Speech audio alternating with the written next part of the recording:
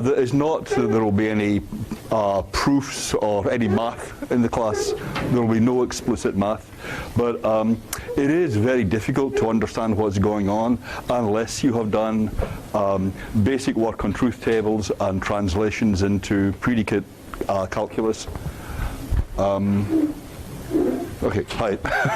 Right. Okay, so for Wednesday, we'll look at Searle's article, proper names. I think we have one more. Are there two seats there, Melissa? Can I? Okay. Have you found a seat?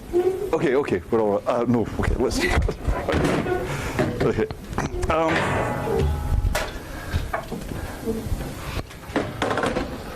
Okay. Searle's article, proper names, and you should by now have read the Frege paragraphs a number of times, and they should be coming into focus. Yeah. So today what I'm going to do is go over the Frege material. Let's just look at the general notion of the semantic value of a term.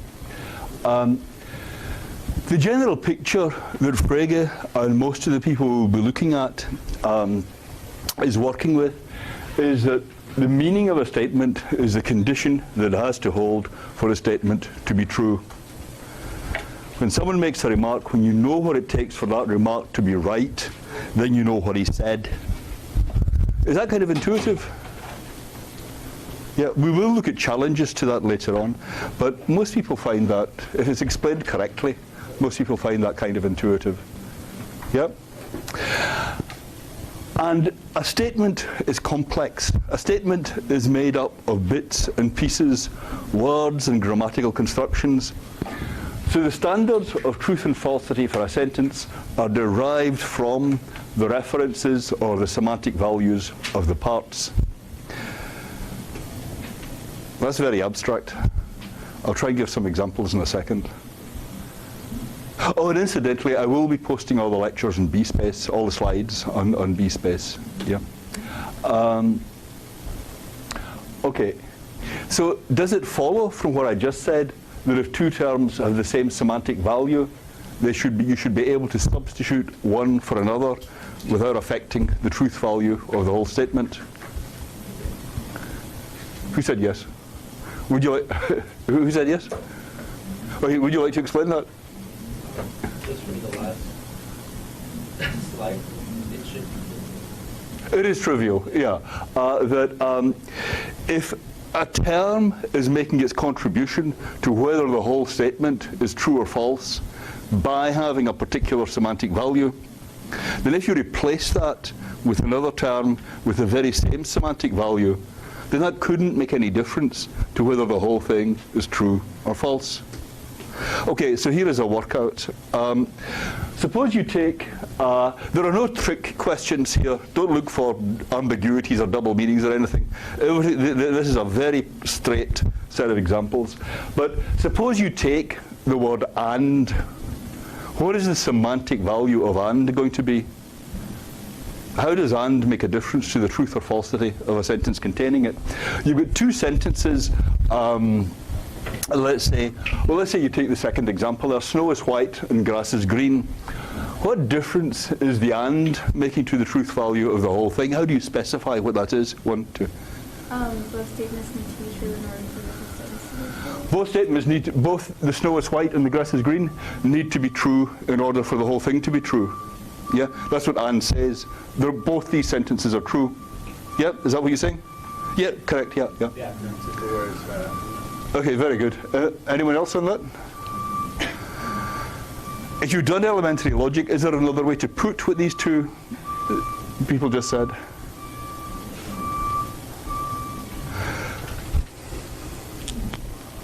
Okay, so you said the semantic value of and is if you get A and B. Can you just say that again? Can you say it again? A and B need to be true in order for the So this whole thing is true, then both A is true and B is true. And for any other combination of truth and falsity, the whole thing is false. Yeah, so it goes false, false, false for every other combination of truth and falsity. I always get this wrong, so watch me very closely here. Is that right? Melissa? Yeah. Okay, so that should be an old friend. Yep. So the semantic value of and is given by the truth table. Yep. Okay, what's the semantic value of snow is white? In that sentence, snow is white and grass is green. True. True, very good. It's whether it's true or false. Yep. Barack Obama? The semantic value of Barack Obama? Don't just nod at me. What is the semantic value of Barack Obama? True. Nope, that is the wrong answer. Nope, that is the wrong answer too. Right. Yes? It's the person Barack Obama. It's a person, Barack Obama. If I say Barack Obama is president, yeah, then whether the whole thing is true depends on whether that thing is president. So what the term Barack Obama does there is it introduces a particular object, and then whether the whole thing is true depends on how things are with that object. Okay? Pause me if this does not make sense. This is a little bit abstract, but it's important and we will come back to it many times. But it should be making some, at any rate, hazy kind of sense already at this point. Yep. What about the term Barack Obama in John believes that Barack Obama is president? Does that have as its semantic value the object Barack Obama? Yes? The correct answer is no. This is what Frege is discussing in the later paragraphs of that we were looking at for today. There are different ways of designating Barack Obama. You or I might know that Barack Obama is president, but if Barack Obama is the masked marauder, then nobody realizes this. Yeah, then the masked marauder is president, even though we don't believe that. Yeah. So you could be swapping out two terms with the same reference, with the same semantic value, and getting a different truth value for the whole thing.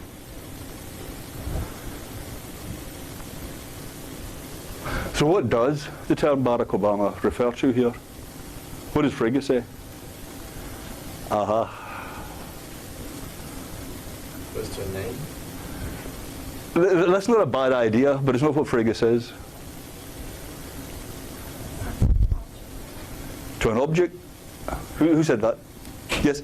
No, that is not what it refers to here. Who said that? Yes, that's what he says, yes. That sounded like a lucky shot. There weren't very many candidates left. Isn't that right, Melissa? That's what he says it refers to. Okay, so here the term Barack Obama doesn't have its usual semantic value. It refers to its sense. Frege says it doesn't refer to the thing it usually refers to. It refers to the sense of Barack Obama. Okay?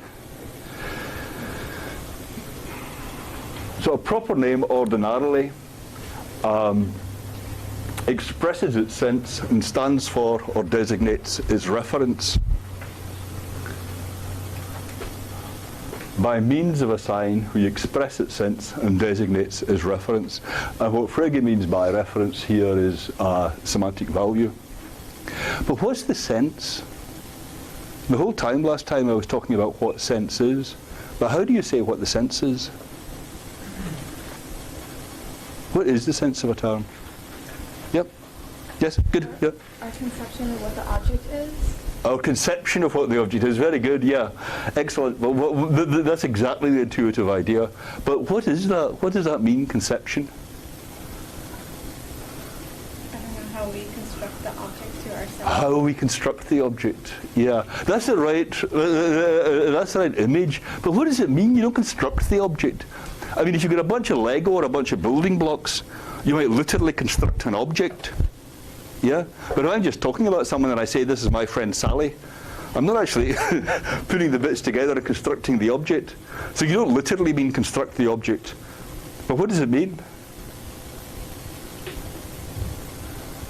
I'm not sure how to put it on the chart.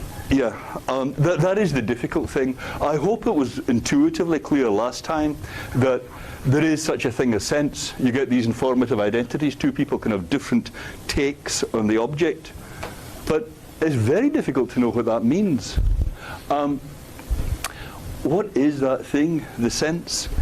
John Searle had this image of glass tubes. Suppose you had a gadget with a lot of glass tubes in it, and there are objects at the bottom, and referring to an object is like dropping a ball into a glass tube so it hits the object. Yeah, you're referring to the thing, the desk, is like dropping a ball into a glass tube so it hits the object. And there can be two different glass tubes that connect onto the same object. That's how there can be informative identities, right? If you see the desk from beneath, it might be kind of a surprise to see that this is the same thing that you were looking at before. If you wake up under a table, it might take you a while to realize that this is a table. You get an unfamiliar view of a familiar object. Yeah. But how do you refer to the glass tubes themselves? Searle's point was there's no such thing in this kind of image as referring to the glass tube. I mean, the ball either drops through the glass tube or else it kind of gets wedged halfway, but there's no such thing as dropping a ball onto the tube itself. The tube is your way of getting onto the object. You see what I mean? So there is something elusive about the notion of sense. Remember last time we ended talking about Rumpelstiltskin, and I was saying you can look at the object, but you can't figure out from that what the sense is. Yeah? That was all right? No backward path from reference to sense. The trouble with that is that makes a real big problem for Frege, is that there's no backward path from reference to sense. Because suppose, I don't want to take an arbitrary member of the class, but suppose I have Rumpelstiltskin here, right? Suppose I bring in my old friend Rumpelstiltskin, and I say to you, here he is! You thought he was mythical! This is my old friend Rumpelstiltskin, right? Now you understand the name Rumpelstiltskin, yes? But what happened? I showed you the object. Where did the sense come from? Suppose I say, we're going to talk about the sense of the name Rumpelstiltskin now. Well, and you say, well, what's that? And I say, well, this is my friend Rumpelstiltskin. And you say, yes, okay, you see the thing, but where is the sense? You see what I mean? It's very hard to focus on the sense itself. All you have to focus on is the object. How can I stop short of the object and specify the take? All I can do is show you the object. That's why I oppose you when you say conception or construction, because it's actually, that's kind of the intuitive idea. But it is genuinely difficult to know what we're talking about here. Yes? I feel that if you bring in the sense, Our personal sense. Yeah, the question is, what is that? I know, but you're saying all we have is the object, but actually we don't have that at all. You don't have that at all? Well, if I showed you Rumpelstiltskin, I said, here's my friend Rumpelstiltskin, yeah? And you say, but I haven't got an object. Well, what are you talking about? Yeah, I mean, you wouldn't know who I was talking about. Yeah? You see what I mean? I don't know everything about him, but I've got to get him. Sorry? Is it so? I'm sorry, I cut across you. Carry on. I feel like you still don't know really the reference of Rumpelstiltskin. You just have your first impression of him. Really. There's something right about that. You just say your first impression. And you said it's certainly right that you don't know everything there is to know about Rumpelstiltskin.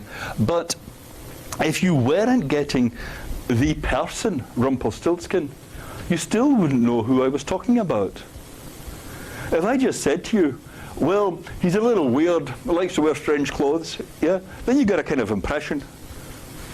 But you've no idea which person it is. But if Rumpelstiltskin is right here, and I'm saying, lo, Rumpelstiltskin, then you got the person. You don't get a full view of the person, of course, but we'd never know who anyone was if what you're saying was literally correct. But surely we know each other perfectly well. I mean, yeah? Do you see what I mean? Okay, come back to this. Any other comments on that? Anyone want to say what sense is? What is sense? Yeah. Well, what I'm confused about is that in that situation, you would have Rumpelstiltskin, the object itself. Yes.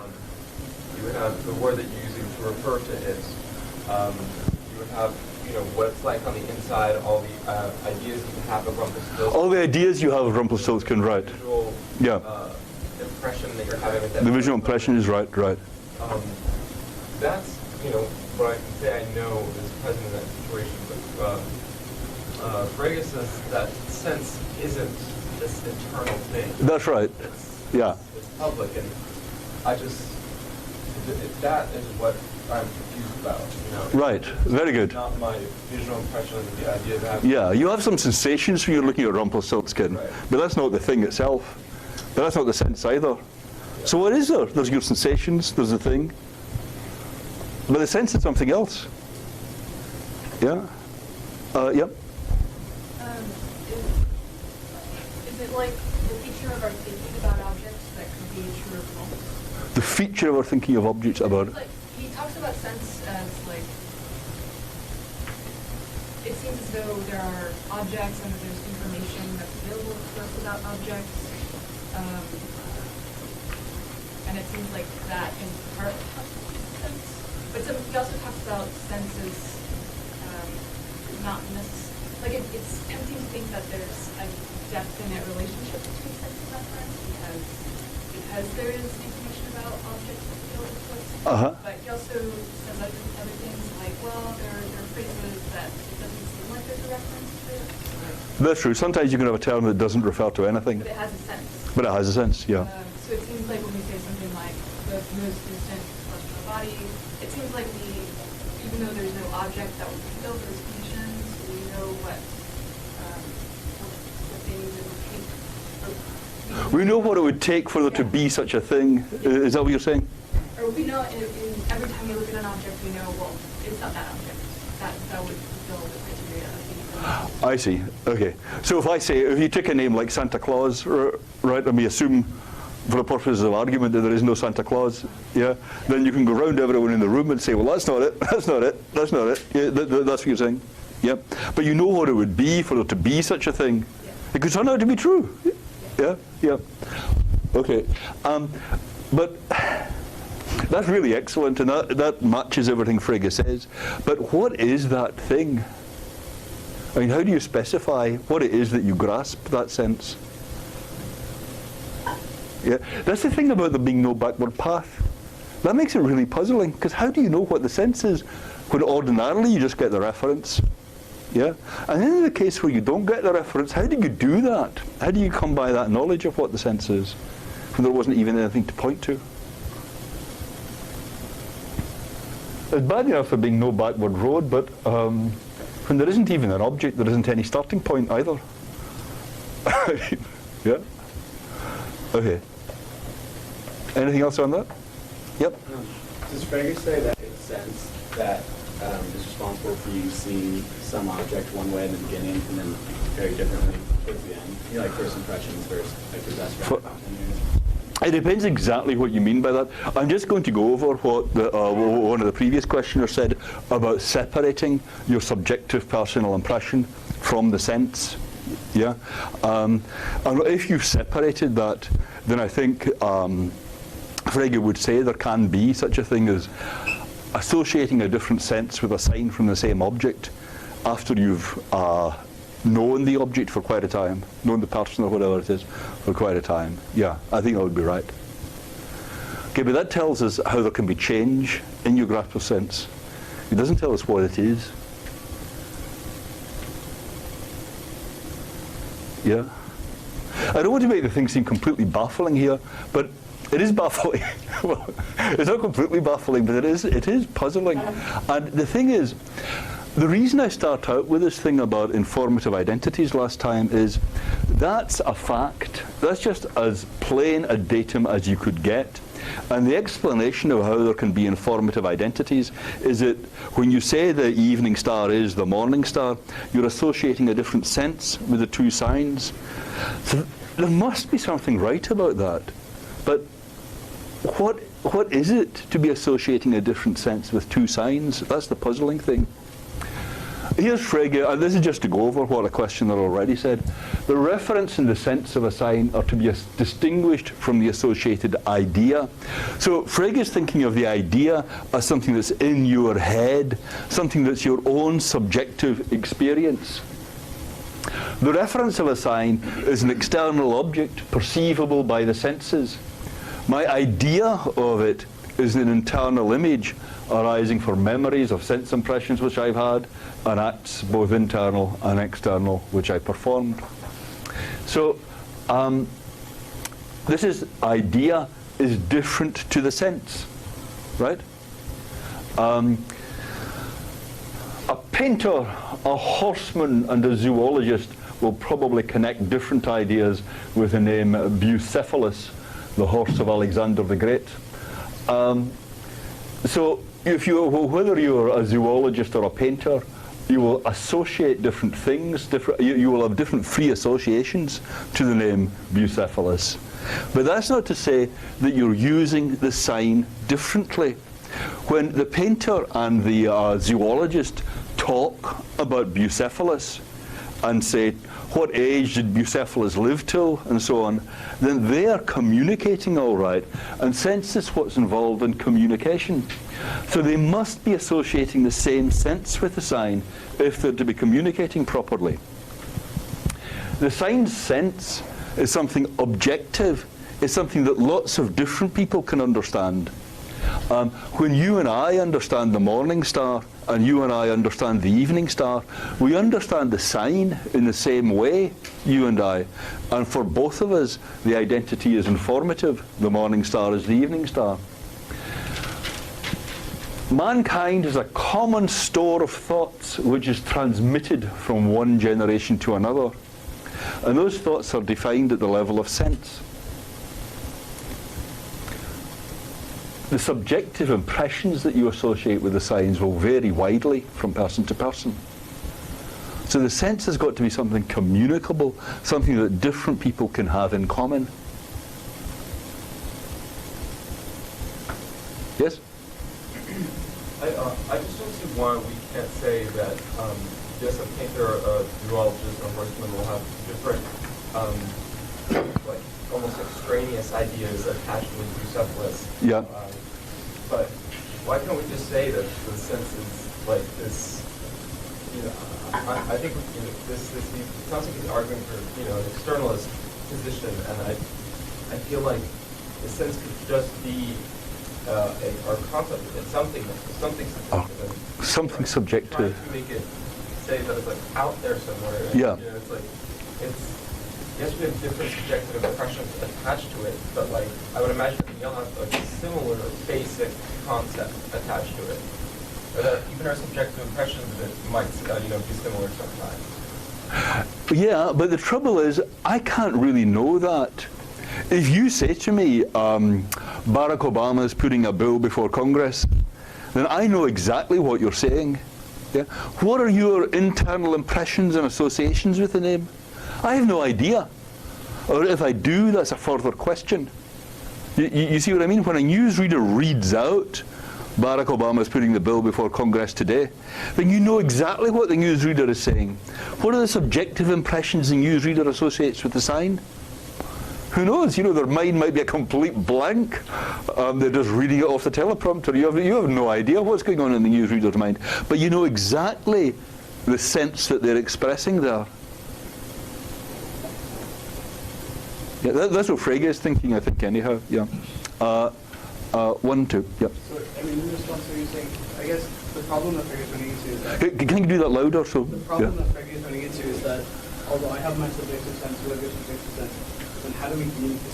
And how can somebody be so analytic as saying, so Barack Obama is president, but then once you understand what all those words mean, then you can understand what it's saying without your subjective sense, without knowing your subjective sense. Right? So while there might be more value... Yeah, louder, please. While there might be more value in understanding what your subjective sense is there some kind of objective or external view that once we know Barack Obama and president are, then we can understand that statement on some fundamental level? So while we have similar internal senses, we still think. That's exactly it. Very good. Yeah. Better explained than I did. Yeah. Very good. Yeah. Do you want to respond to that? No, I mean, I Yeah. understand that. Just, Of course. Yeah. I No, this is very good. This is exactly the dialogue to be having. Yeah. Yeah. Okay. Yes. Yes. I have some thoughts on this, but Again, sorry. The room. This is a terrible room. Bad acoustics. Bad everything. the truth value of the statement was coming on its reference. That's right. The truth value of the statement depends on its reference. So Yeah. if the reporter says to you, Barack Obama is president, I would argue that you actually don't know the sense that he's communicating. You know Right. whether it's true based on the reference. Whether it's true based on the So reference. you might not actually have the same sense of identity as I mean, this is not what was said in the reading. Yeah, you might not have the same sense. Well, the thing is, that seems to make history impossible. I mean, what Frege is saying is there's a common store of thought which is transmitted from one generation to another. Yeah, in years to come, you guys will be saying to your grandchildren, "Yes, I remember the great days when Barack Obama was president," or whatever you say. Yeah, right. And you've got to be able to communicate with them. It must be that you're communicating. You're sharing your thoughts with them. That's where the study of language begins, with the possibility of communication. If you say, well, of course nobody ever really understands what anybody else is saying, that seems to make the whole enterprise completely impossible. Yeah. Yep. Question. So when a child is growing up, before they really understand language and they're learning new vocabulary, I feel like there is some form of communication going on between people who are talking to them, and it's not a perfect communication. Maybe over time, your experiences, you learn to have very similar senses to the words that your parents are saying to you. Right. But it's not like they teach you the exact sense of the word. It kind of evolves. But then It kind of there's evolves. an imperfect communication going on. So like that's actually what's happening for all of us all the time. I agree that there can be imperfect communication going on, but there is also surely successful communication. It must be, and the trouble with saying, as a previous questioner brought up, the trouble with saying that, well, it's all very subjective, this sense stuff, is that it's not that communication is imperfect, it's that it's completely impossible. I mean, how can I get inside your head and know what sensations you're having when you think about Barack Obama? I have absolutely no idea. So communication can't be depending on that kind of thing. I know you said all right. Knowing what's going on in there seems to be something different. And it's possible for me to know what you said, possible for me to know exactly what you're saying, even though I don't know what's going on right there in your sensations, in the world of your sensation. Yeah? That's where the puzzle begins. Look, here's an analogy Frege gives. Someone observes the moon through a telescope. You remember this analogy? I compare the moon itself to the reference. So there is the moon, right? There is you, there is the moon. That's the analog of you referring to the moon. Is this all right so far? Okay, follow me very closely here. The moon is the object of the observation. There's a real image projected by the object glass somewhere in the interior of the telescope. Yeah, that's all right. I mean, I haven't got the technical vocabulary to explain this exactly, but there's something in there with an image of the moon on it, right? That's all right. And this is you at the other end. So the moon is the object of the observation, mediated by the real image projected by the object glass in the interior of the telescope. And of course, you here are having your retinal image of the produced by the whole apparatus, right? That's all right. So this is just a passage from the Frege. The former I compare to the sense. The latter is like the idea or experience. So the former is the real image projected by the object glass in the interior of the telescope. The latter is the retinal image of the observer. So the sense is like the thing in the glass here. The optical image and the impression, the subjective sensation, is like the retinal image. The retinal image is idiosyncratic and varies from perceiver to perceiver. The thing in the object glass is objective. Many people can look through the telescope. Many people can see the moon using the same image in the object glass. Yeah? So the thing here is that the thing in here is objective. It's not private to any one person. The retinal image is your own. Now that optical image in the telescope, that's like your take on the moon. That's like your particular take on the moon tonight. From Mars, they are getting a different look at what the Martians are looking at the moon through their telescopes. They are getting a different take on the moon. So as a number of people have said now, that take on the moon is partial, is one-sided and dependent on the standpoint of observation. But it's still objective in as much as it can be used by many observers. So that's the idea of sense. That there's that objective thing there, that is a thing that matters for communication, that lots of people can grasp. It's a way of getting the object. There can be different ways of getting one and the same object, but it's not something particular to the psychology of any one individual. So the sense of a term can be one-sided and dependent on the standpoint of observation, but it still has to be objective. So what is it? What's the sense? And let's go back to the example I gave last time. You get the shed from one angle, you get the shed from another angle. And last time I said, look, that's how you get an informative identity. You get one take in the shed, you get another take in the shed.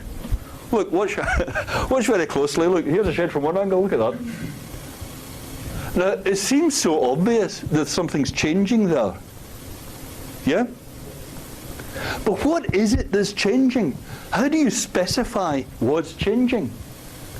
Look, I mean, if you say, well, it's that thing that's changing, the trouble is, the only thing to point to is the shed itself. If you point and say, well, it's that thing, well, it's the same thing both times. What's changing? Yeah? How the object is presented to us? Very good, how the object is presented to you. That's right. That's got to be, that's Frege's form of words. But how do you say what that way is? When do you have the same way and when do you have a different way? If I just varied the angle here a little bit, would that be the same way? If it was 1 degree off? 2 degrees? 3 degrees? When do you get the same way and when do you get a different way? If the sun was just a little bit brighter or a little bit darker, would that be the same way or a different way? I mean, until you know what the answers are to that kind of question, the trouble is the only thing you've got to point to is the shed. You try and point to the way. Well, that's like Searle's thing with the glass tubes. You know, you point, I say, look at that way, and look at that way. But class, what did I point to? I said, here's one way, and here's a different way. But what have I pointed to both times? The shed, right? I didn't manage to stop short of the shed and point to something in between me and it. You see what I mean? Whenever I try and point, I just, I reach all the way to the shed. So how am I going to say what the sense is? It seems so intuitive and obvious, but it's actually deeply puzzling. There seems to be nothing there. And you see what I mean? It's completely objective. This is shared between all of us. This is a different take, right? I mean, you might have different sensations when you look at this than I do.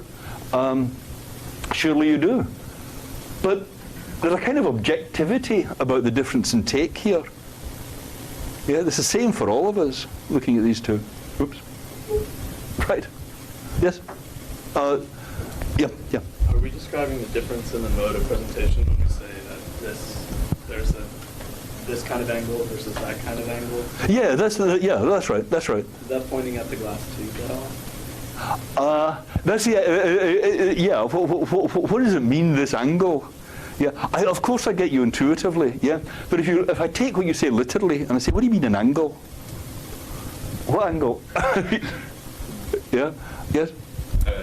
can our initial sense of something be wrong and then change through more objective observations? Say we look through a telescope at the moon, think that it's made of cheese. Yes. But it's not. And then through, observing it through the telescope many times, we see that it's not melting or something. So it's not made of cheese. That's right. Yeah, the first time you meet someone, you say, "Oh, I thought he was so nice. Boy, was I in for a shock!" Right? Yeah, that happens. Well, happens to me the whole. Yes. So that can change over time. Absolutely, that can change over time. But the sense here is not really a matter of what you believe about the thing. Yeah. The first time I saw that, it looked like it was built to last.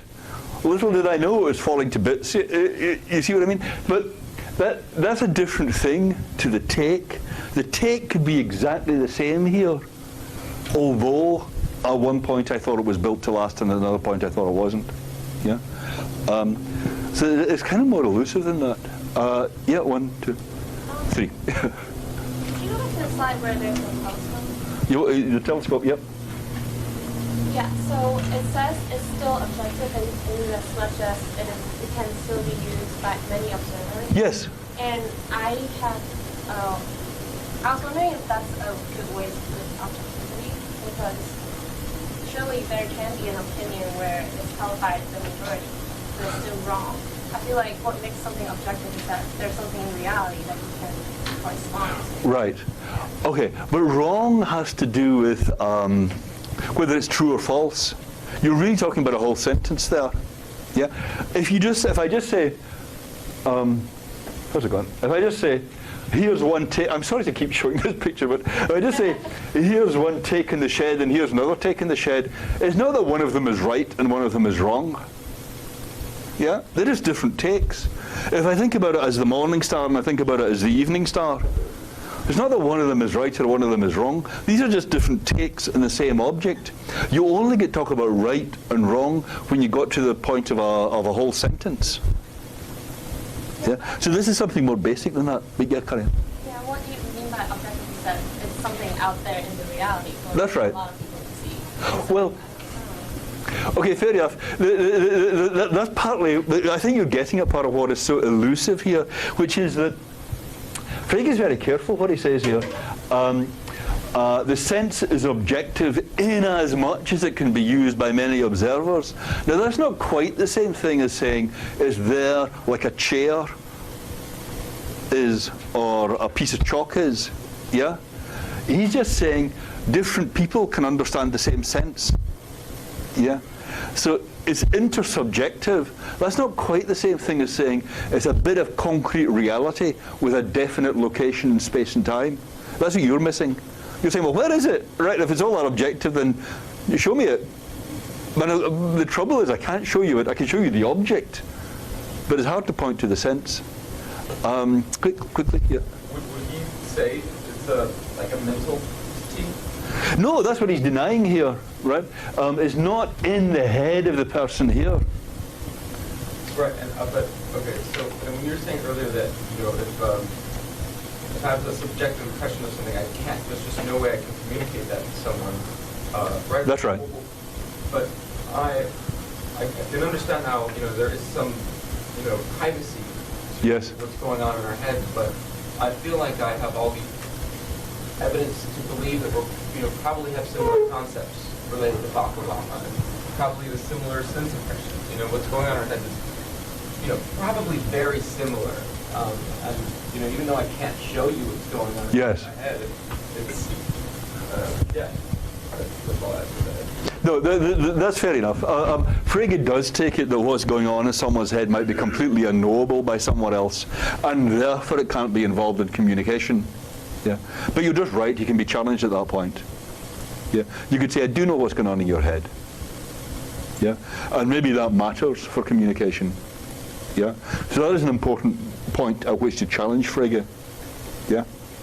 But right now I'm trying to get out what the plausibility of his picture is. Yeah, I'll get the target out before you fire at it, if you see what I mean. Yeah.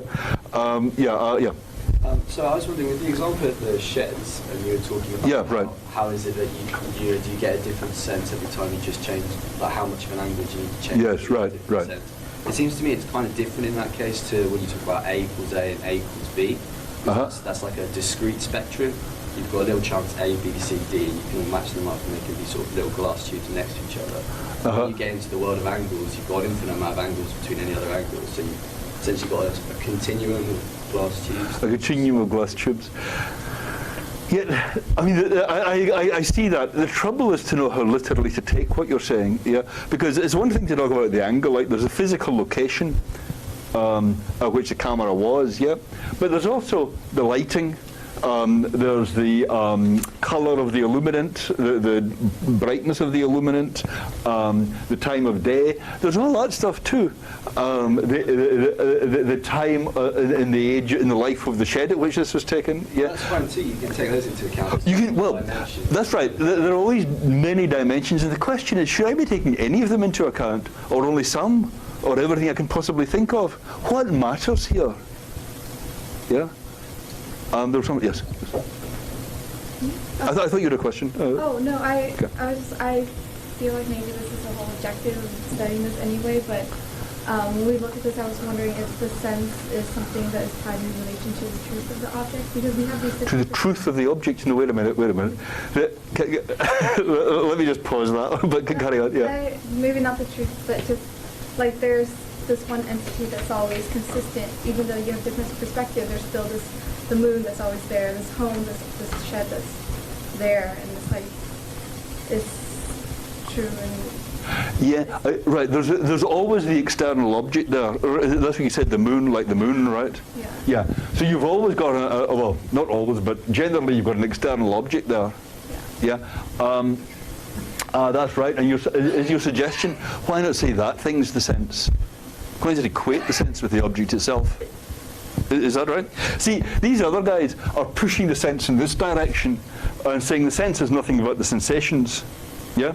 And of course you can know about the sensations. So that's one kind of challenge to Frege. The other kind of challenge is push it out the telescope altogether. Right, in this direction, the sense is nothing but the object. Yeah? And the trouble with that is, the trouble going the other way is how can we communicate? How can you make sense of communication? That's the basic question. And the problem going the other way is, what about those informative identities? You've got two different ways of getting onto the same object. Yeah. So if you just equated the sense with the object, you'd have lost that distinction between two different ways of getting onto the same object. Yeah. Am I addressing what you hadn't? Yeah. Yeah. Okay. Okay. The thing is, I want to make a remark just heading into Cyril's discussion for next time, because Cyril really tries to address this head on. So far we've just talked about the sign and the object, and I said, look, one of the basic problems of language, one of the ways of setting up the basic problem of language is, how does the sign get hooked up to the object? And Frege's answer is by having a sense associated with it. But when you talk about the name and the object, there are lots of different kinds of signs that refer to objects. So there are proper names, there are demonstratives, this and that, and there are terms like the last person who came into the class, or the tallest woman in the room, terms like that, the king of the West Saxons, yeah, that refer to someone. These are complicated. They have lots of different words in them. Whereas if you just take Sally or California, they don't really have lots of different words in them. You see what I mean? That's not really a fully technical explanation of the distinction, but these are simple signs of proper names in some way in which definite descriptions are complex. And the thing is, if you look, you should look again at the Frege before moving on to the Searle. But if you look carefully at what Frege does, whenever the chips come down and he has to specify the sense of a name, what he always does is he gives you a description. He says, the sense of the name Aristotle is, and then he gives you this description, the teacher of Alexander the Great who was born in Stagira. Yeah? When the chips come down and Frege has got to say what sense is, he says it's a description. For example, it's at the end of the second paragraph of on sense and reference. He says, here's an example of an informative identity. You got the point, you got the line B here, you got the line C here, and you got the line A here from the vertex to opposed midpoint in a triangle. Follow me very closely. So the point of intersection of A and B is the same as the point of intersection of A and C. Yeah, they all meet in the middle. Yeah. So that's his example of an informative identity. And the thing is, these are two definite descriptions. These are two descriptive ways of getting onto the same thing. So this makes it look like the key point of connect between language and reality is through descriptions. The picture we had last time was a name gets tied up with an object by being hooked up to a sense. But when you look at what Frege does, it looks like what he is thinking is a name gets tied up to an object by being hooked up to a description of that object. And you can see what he means. A description is something perfectly objective. You and I can both associate the same description with a sign. That's not a matter of what sensations we're having. So you would hook up the name Aristotle to the person by the description, the teacher of Alexander the Great who was born in Stagira. So that solves the problem, right?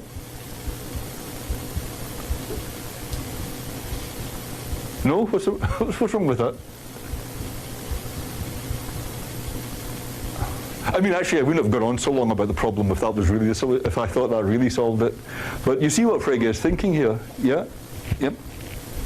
Well, isn't the description kind of subjective? Isn't the description kind of subjective? Is that one subjective? Sometimes they are, yeah. Maybe I wouldn't. The one who scares me most, yeah. Well, maybe you have to describe the shack in the same way as someone else. Even did you say shack? Shed, shack. Sorry. The mansion. Thank you. Well, couldn't we have described it differently even though we see it the same? Kind of. Is the description something you create in your head afterwards? I agree that sometimes it can be. I mean, shack, shed, and mansion is actually quite a good example. You have it strikes us as more or less imposing, or something like that. Yeah, it doesn't use at all imposing. I think it's just the grandest thing I've ever seen. That kind of thing. Yeah. Yeah, exactly. So we could have different descriptions there. Sure. It's not but as objective as it makes sense for. Yeah. Right, but there are descriptions and descriptions. There are going to be some descriptions, like the thing at this place, the structure at this place, like an engineer might give of it, that are really going to be pretty objective and the same for everyone. Isn't that right? I mean, or if you take Frege's example there. Yeah. It seems like it's not, but I can't think of why. This is all important stuff. We will come back to this. Yeah. So, sorry, is it? Okay. Yeah, well, you haven't raised a question yet, so go on. Could we just say we're starting to get a sense by this and say, like, the sense could expand? The sense could expand. How can we have a limit to the sense of, Yeah, you can get to know more and more about someone. Yeah, you can spend your life studying Aristotle and have a whole stack of descriptions here. Yeah. The idea, though, is that just so long as you've got one description that picks out the thing, then you've got it, you can talk about it. I mean, you or I can talk about Aristotle perfectly fine, even though, in my case anyway, I haven't spent that long thinking about Aristotle. I'm sorry to say. You see what I mean? So you can't do it. You know, I can't say, well, one thing I do know about Aristotle, if you see what I mean, and communicate a truth to you. Yeah. There was someone else. Yeah. I feel like this is a circular definition. Circular, yes. Because what we have with this description is either maybe the reference or the truth value of this description or the sense of all of the words in the description. So we're defining the sense of Aristotle as the sense of other words. That's right. Very good. That's exactly the reservation I have about it, and we'll spend a while on this. I mean, it's not my own peculiar idiosyncratic reservation, right? I think it's the question for this approach. That it's explaining how names refer by hooking them up to another bit of language. It says we came in last time saying there is a basic problem with language. How does the sign get hooked up to the object? And so we say, how does the name Aristotle get hooked up to an object? And then you say, well, by being connected to a description. But then the question is, how did the description get hooked up to an object? Yeah, that's not kind of obvious. So there are two things here. One is, how are the definite descriptions managing to refer to objects? How is a definite description managing to single something out? That just becomes the basic problem. That's what you say circularity. We just kind of shifted it back one stage. Yep. And anyway, is it really true that descriptions are more fundamental than names? Is that really right? This way of talking makes it seem like, well, Aristotle, that's a relatively fancy way of talking. A description like the teacher of Alexander the Great, that's the more basic way language hooks up to the world. Another question is that really right? Okay, on that note, we'll stop and pick up with maybe a little bit more Frege and Searle next time. Okay, thanks guys, great questions. Why?